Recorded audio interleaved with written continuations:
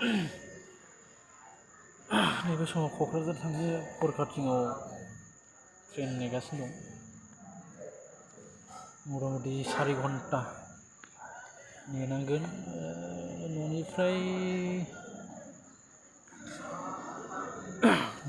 माबाजों फैबाय सुपारजों क'क्राझारनिफ्राय मथा-मथि मोजां समायना मिथिंगायारि नुथायजों सोरगिदिं हाजो 4 घन्टा नेनानै 12टा 10आवसो दङ कामरुप एक्सप्रेस ट्रेन। स्लिपारनि टिकेट दानदों मोजाङै थांनो होननानै, खिन्थु दा उन्दुनाय टाइमानो मोनहैनाय नंला। क'क्राझार थांनो डाइरेक्टलि ट्रेन दा बहुद खम, बेनिखायनो बेजोंनो थांनो सानदों बाखिया। भिडिअखौ मोजां मोनोब्ला नायलांबाय थादो। आङो क'क्राझारसिम फारि दिन्थिलांनो नाजागोन। दा मोनानि 9टा बाजिबाय, खोमसि जाबाय। जानांगौ सोरबा बयबो उन्दुबायबो जानो हागौ। बोथोराबो एसे गरम, ओंखायनो जेकेट लाबोआखै आं। नैबे स्टेसना बेनो जाहैबाय क'क्राझारनि स्टेसन। मथा-मथि ट्रेनानो दा गैया। गुवाहाटि थांग्रा ट्रेन गंसे थांबाय आरो दा इन्टारसिटि दं। इन्टारसिटिया मथा-मथि 1.5 घन्टासो लेट होनदों। बेबो 11:30 जाहैगोन नामा। बेजों थांथ'ला, बे गुवाहाटिसिम थाङो।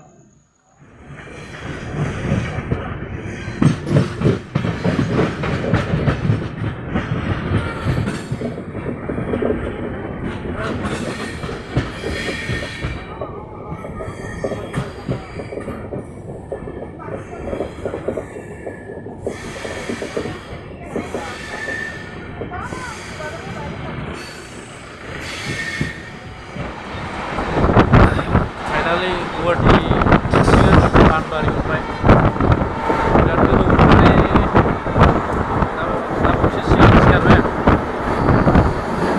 गुवाहाटि मोनसिगोन, क'क्राझार मोननो दाबो 6 घन्टायानो दं जायो। 12टा 12:30आवसो मोनहैनाय जागोन क'क्राझाराव। दा बर्थमान गुवाहाटि मोनहां जादों, पानबारि मोनदों, गुवाहाटि एरियायाव हाबबाय।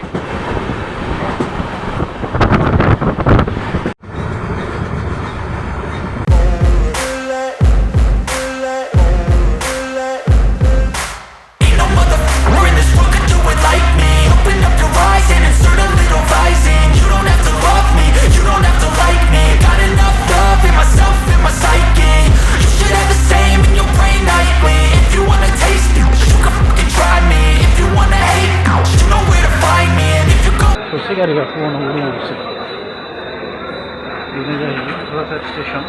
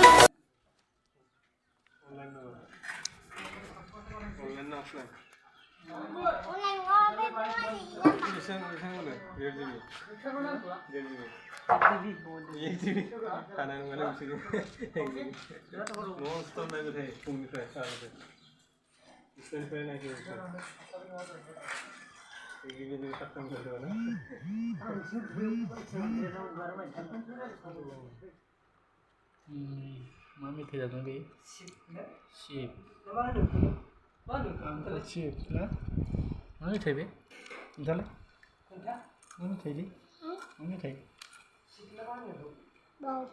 बावबाय स्कुलाव फरायगोन ना फराया स्कुल फरायगोन ना फराया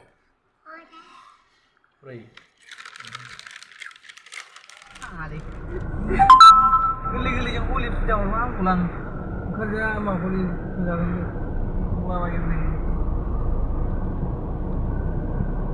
मालाबा नायदो गिदिंग्राफोर गब्ला गब्ला फैनायखौ नुगोन मोजां नङा दिनै हलिसो